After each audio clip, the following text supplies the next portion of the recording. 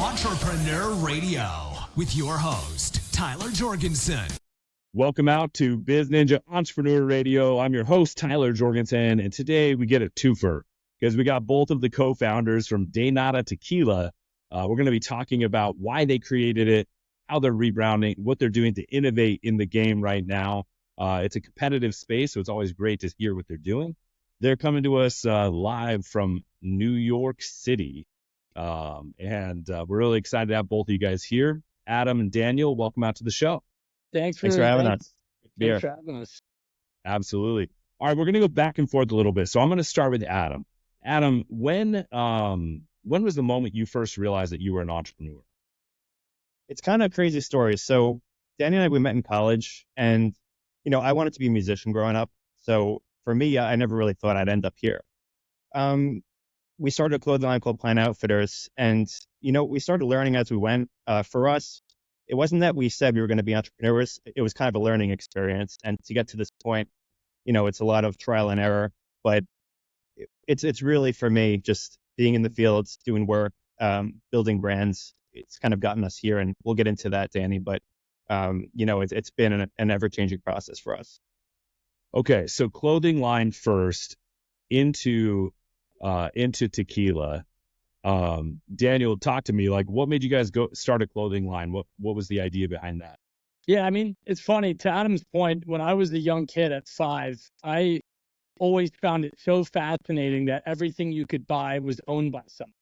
When you're that young, you just don't know how business operates. So I always had that kind of entrepreneurial kind of thing within me to see that. And with Pine Outfitters, me and Adam always loved the outdoors. We loved, skiing, we loved snowboarding, we loved hiking, all that kind of stuff. And we wanted to create something that really embodied what we love, and that's the environment. But we also believe as well that we're in a time where the environment is at the front of people's minds. And I think we wanted to have a product that promoted the environment as a playground and priorities. So we just did some really cool, innovative t-shirts made from recycled water bottles. We did some cool hats, and we planted a tree through the National Forest Foundation through every product purchased. And it was kind of like a cool, outdoorsy, Patagonia style brand. And it was an incredible experience for us. And that kind of gave us the hunger to reach to a higher level. So were you guys doing this while you were still in school? Yeah. It was actually, I saw Danny, he was sketching designs in the back of class. And I was a business student, so I was more focused on, that path, and he's very creative. But yeah, that was our freshman year, and we became roommates our junior, senior year. But we really have been doing this now for a long time. And, even though Pine Outfitters isn't a brand to this day, I felt like just doing this in college, we learned so much more than actually studying, a major. I feel like by doing, you really learn things. Oh, absolutely. I think there's so much more education that happens from the act of doing than just reading what somebody else has done. So Danny, Adam approaches you, says, I dig your designs. And you got the business, you got the creative, you got a couple of great, sharp guys start building stuff. Having a partner, has that been smooth sailing the whole time? Honestly, it has. I mean, we've definitely learned along the way with people we've worked with. And that's, through trial and error. I mean, the good thing with me and Adam, everyone always says, don't go into business with your friends. But I think me and Adam, just the way we operate as humans individually, I think really complement each other. I think Adam has a lot of skills that I don't have, and not that I don't have, but we both complement each other in different ways. And, we're just always transparent guys. And I think the one thing that just screws any partnership up is lack of transparency. And we know what each other wants out of this and our motives. And that's the most important thing, I think, is just always being honest and vocal. So yeah, great. Yeah, and be able to say what you're actually thinking without worrying, right? It's like any good relationship. Got to be able to be open and direct and honest in your communication. Yeah. Adam, what do you think? Do you agree? Has it been smooth sailing? Yeah, I mean, we've had a bunch of road bumps. Danny can attest to that. But not so much road bumps with us, and more so road bumps with the business. And it's like anything else. You go through periods when things are going really well. It's like you feel like you're on cloud 9, and then sometimes things aren't going as well, or you're dealing with a certain thing and more stressful. I think like anything else, you really just need to be open with each other, and, being friends also, you have to kind of take a step away sometimes. And, if we're at like a Ranger game together, it's nice to sometimes not talk about business and just focus on having fun and remembering, what it's like to not think about our job 24/7. Yeah, absolutely. So are you guys both Ranger fans, hockey fans? Totally. Big New Okay. York fans. It's been a pretty hard past few years. I mean, longer than that. We're deprived of a champion, so it's about time. Mets or Yankees? I'm a Yankees fan. Yeah, same here. Yankees, Got it. Knicks, Rangers, Jets. But you know what? Got it. At least any New York team besides the Islanders, I'm happy if they win. So Yeah, I get that. Growing up in Southern California, I just cheered for California teams, and people didn't understand. They're like, you can't cheer. They're your competitor. I'm like, when they're playing each other, I'll pick. If they're playing anyone else, I'll just cheer for California. yeah, exactly. Exactly. So you guys are coming up on almost 4 years now with Nada Tequila. Talk to me about why that is what you guys are working on, how that idea came up, how you got started. Yeah, I mean, so like we said, we started the clothing brand back in 2015. Me and Adam really started the initial birth of Deinata started in 2017 when we were going to school, obviously in New Orleans. Fell in love with the whole cocktail industry down there, hospitality industry, and on a business level, tequila was just starting to emerge, and we felt it was a really unique opportunity to kind of enter the space and create something that stood for what we believed in, and that's creating an experience and an atmosphere for people to have the best time and to be able to feel safe in a place where they can enjoy tequila, but most importantly, create a brand that stood for craftsmanship and sustainability. And it's been such an incredible journey so far. I mean, we didn't have any idea like how to start a tequila brand. We generally didn't. But our passion to actually create something that served as the vessel to our ideas was so strong enough that, we just figured it out one step at a time.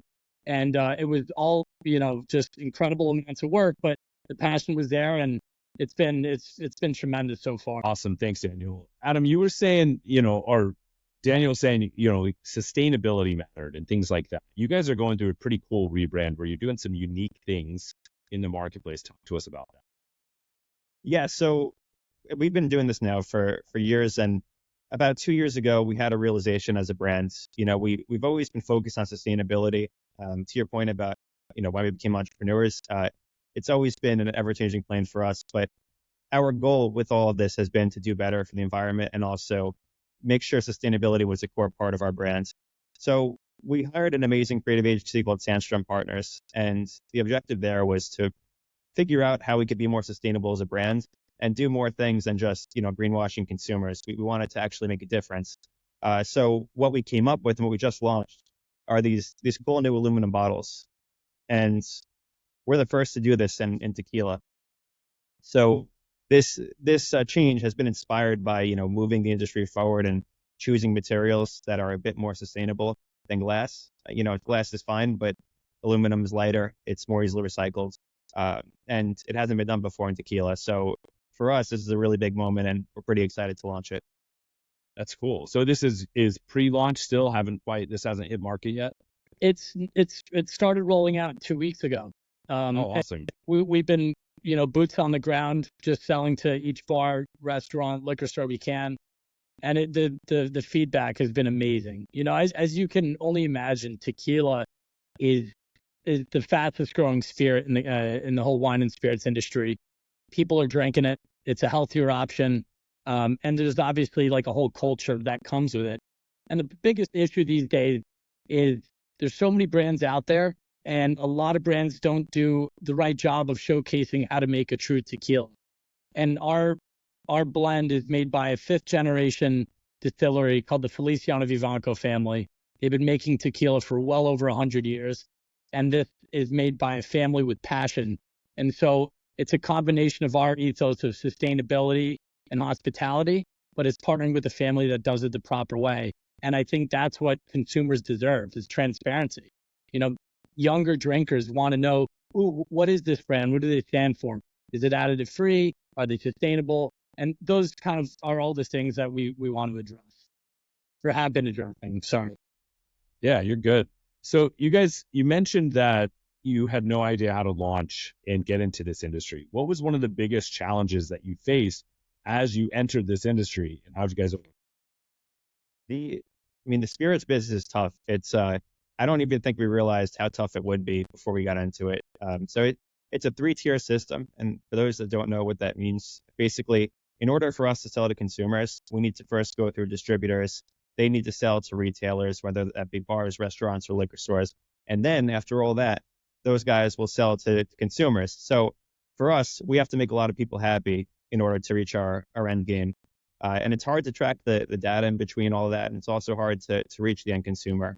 In addition, it's state by state. So just building the brand too, we have to find distributors in each territory.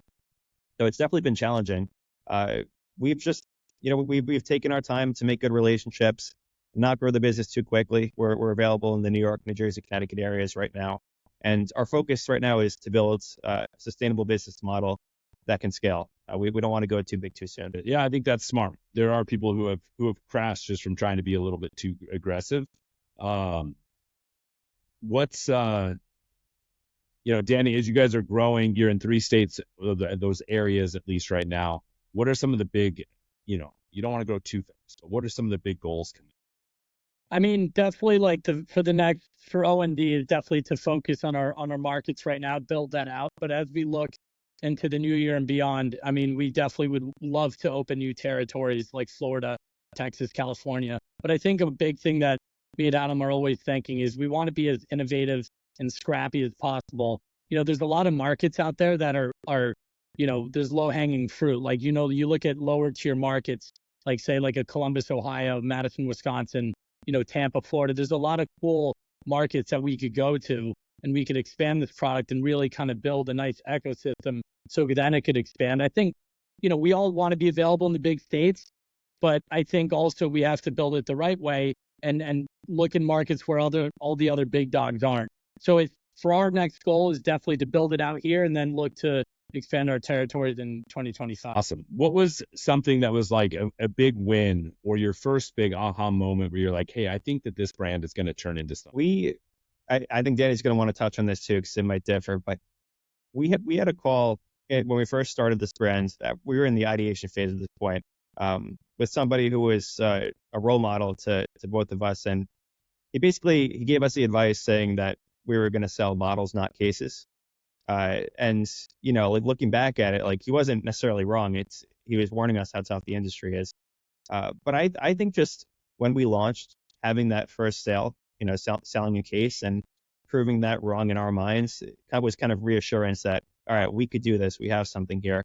And it's crazy because, you could achieve, a lot more than that. But even the small things to us were really meaningful. I always say in business, the first sale that you have that isn't to like your mom or a friend is a big moment, right? It's really validates the idea and what you're working on.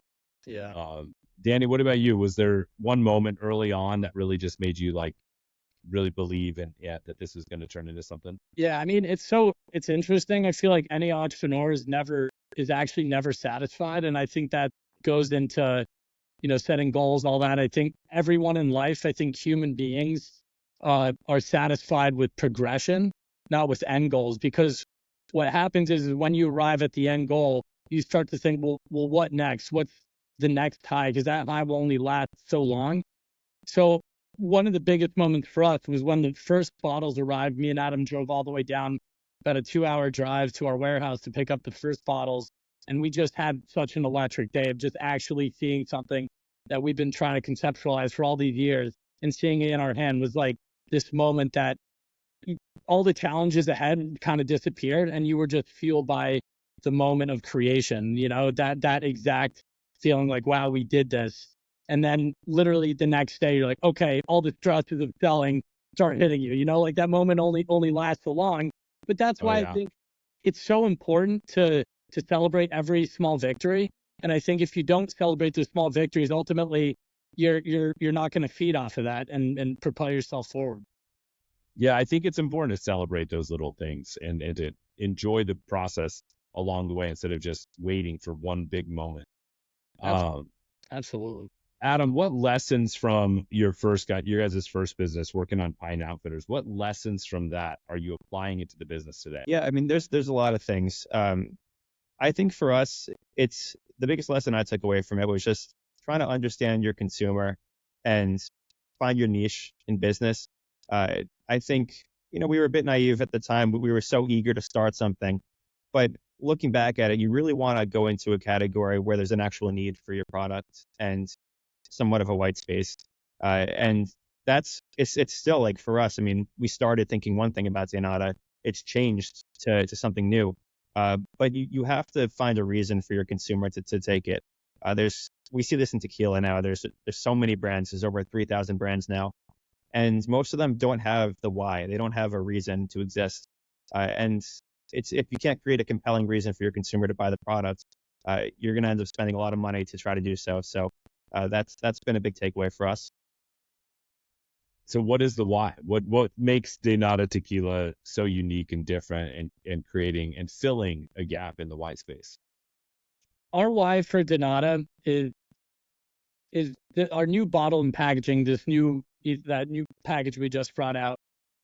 It really stands for strong life values and cultural relevance. We believe that our bottle is a step in the right direction. It's a bottle that will always, and brand that will always look to improve each day.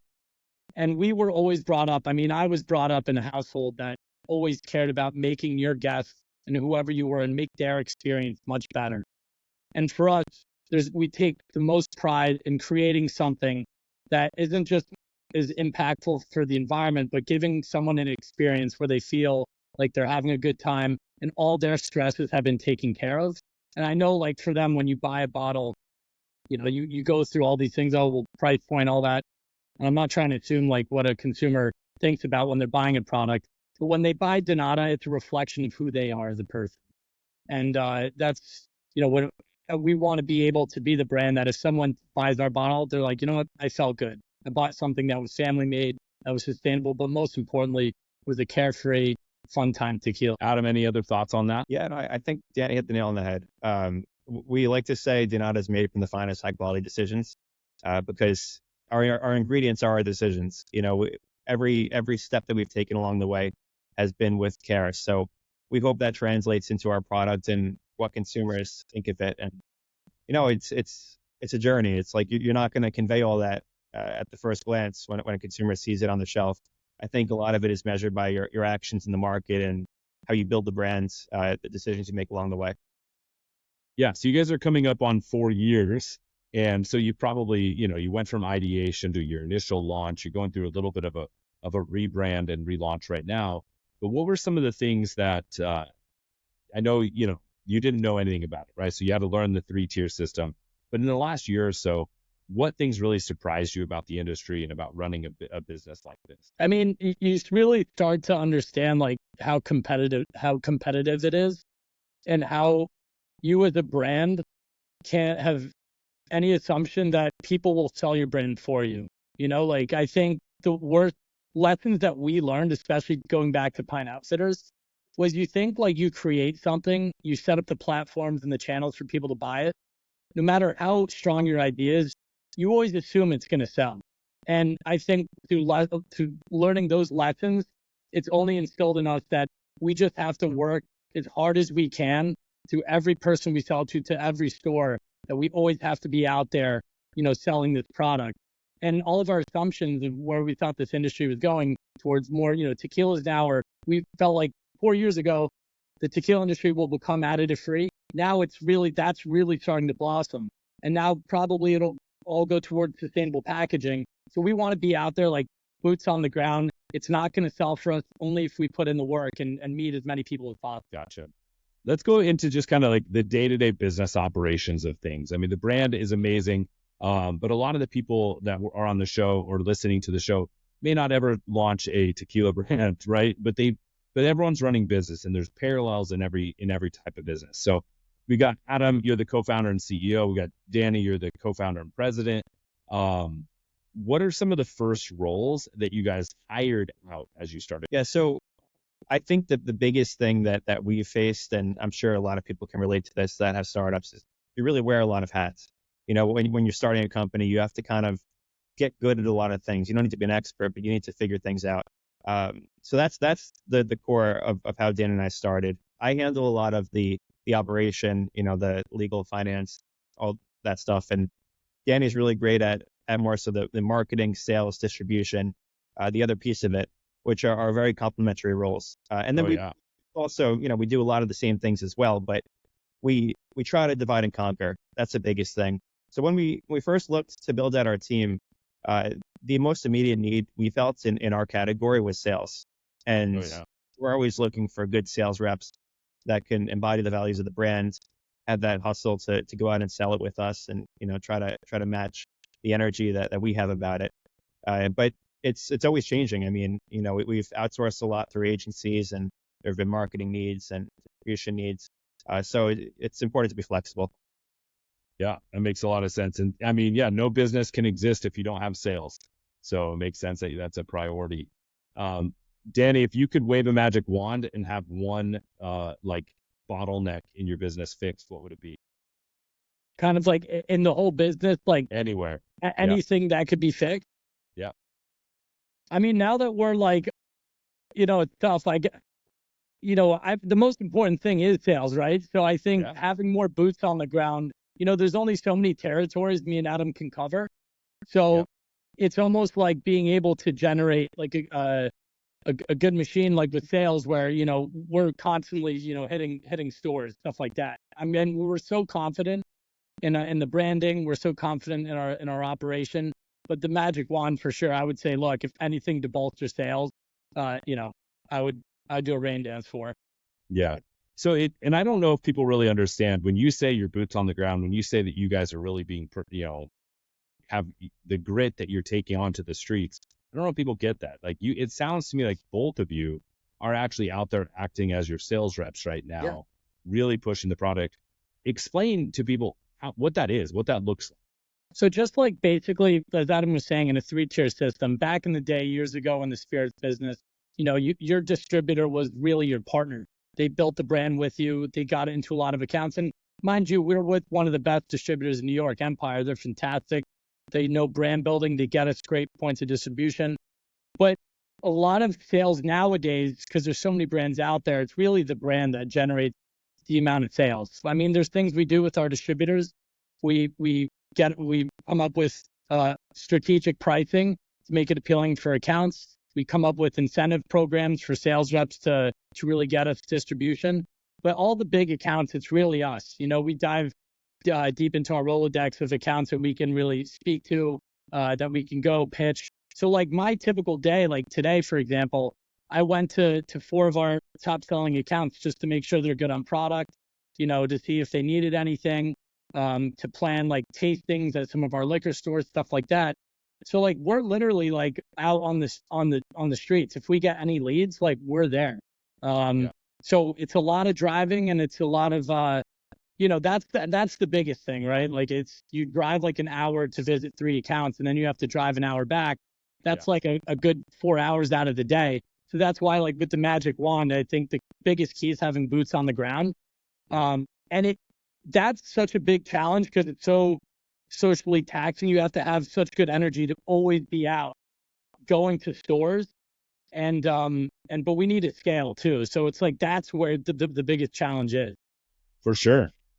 And I have a ton of respect for founders that are still working the streets, right? Like hustling and doing that, because I think that it gets forgotten later on, right? A lot of times, you know, when you guys hit future levels of success and you have a multi-tiered sales team and you have all these things, people forget that it got started because you guys were both willing to go have doors slammed in your face or have, accept the rejection. What are some of the, you know, you guys, there's a lot of creative outlets in this as well, right? So you guys come up with, you know, I'm looking at your website and you come up with different cocktails people can try. I love your branding and your colors and your design. All of that's really cool. What are some of just the fun parts of the business that you guys just really enjoy working on? It's a fun industry. There's no doubt about it. I think, and this goes back to your earlier question about what are some of the cool moments. I think one of the coolest moments that we had was when we saw a bartender pouring Deinata without us actually ordering it, just being in an account and seeing that. I mean, that's still cool to me to this day. I'll look out of the corner of my eye and like lose track of our conversation I'm having with somebody because I see it. It's a cool feeling, and it's fun to go out and have some cocktails with friends and order Deinata and enjoy it. It's fun to work with bartenders in the trade. They're great people, and it's fun to go out and support accounts that support you. And it's also, to add to that, one of the coolest things is it's such a small industry, and like anybody in anybody's any business out there, whenever you're part of it or not, it's such a small family. Like, there's so many bars and restaurants and liquor stores out there. There's thousands of brands, but everyone knows each other. And that for me is like so awesome. When you, as a consumer, you go to a bar and all this and you enjoy it, but then when you actually meet the people behind some of your favorite bars that you used to go to, like growing up, not, legally that you could enjoy, it's so cool to be on the back end of that now. Yeah. And to see the people who actually run it, and everyone is just human. They're trying to make their business succeed and survive. And for me, I love those moments. That's cool. Let's say that you had a blank check. You could sign one celebrity to endorse the product. Who would you guys sign? That's a great question. That is a great question. You can each have a different answer. Okay, I'm gonna ask. Oh man, we stumped you guys. Man, I thought you guys would have someone right on the tip of your tongue. Like, Can't wait if we had this guy represent us or this person. I would say if there was one ideal person for me, I think Adam could agree with this. Dream world. Like, I'm not criticizing anybody's Instagram, but if you had somebody who could really back the brand and be out there, as a celebrity should when they are selling a brand, get behind the bar, would be Leo DiCaprio. I think he is a very strong advocate, massively, for the environment. His social media is all about the environment. He likes to party. I mean, so you can't blame him for that. And he also, I think, caters to the younger and older demographic, because he is 21 to 25, right? Yeah, he's a.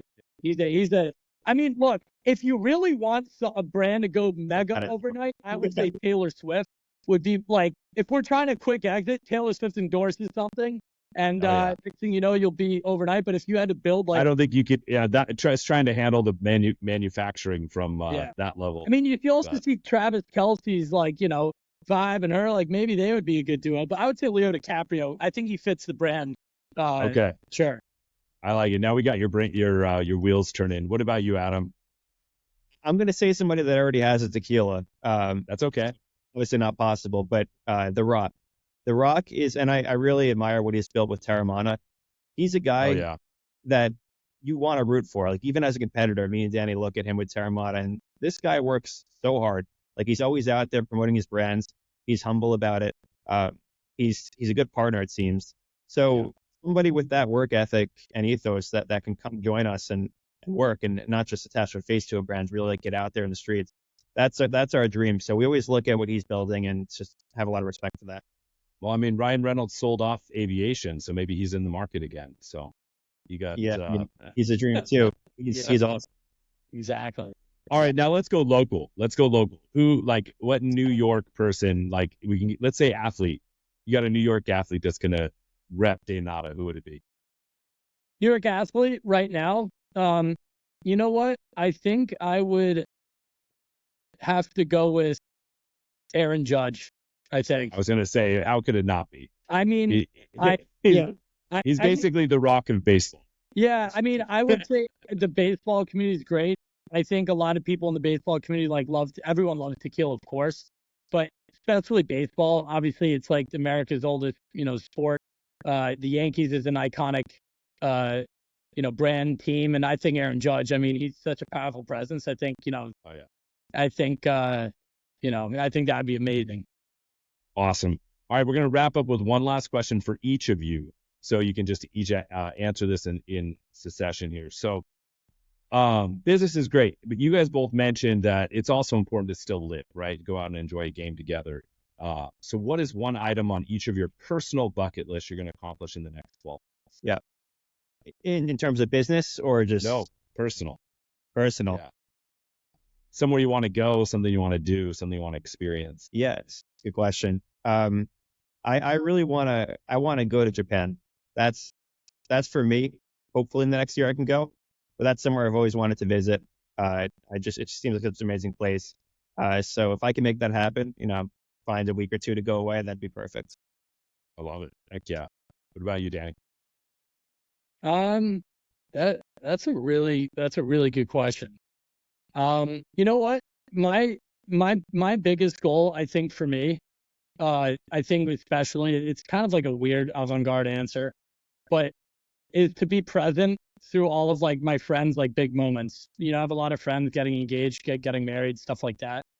And so my goal, I think, in such like a crazy, toxic society with kind of, it's easy to get lost in the grind. So a big goal for me would be to be more present with, things that are happening socially with your friends and enjoy those moments. Because, it's easy to get lost. So I think my goal is to be more present. I love that. All right, guys, thank you so much for coming out. Please go check out Deinata Tequila. They're on all the socials, or you can check them out at deinatatequila.com. And if you're in New York, New Jersey, Connecticut, make sure to ask for it when you order.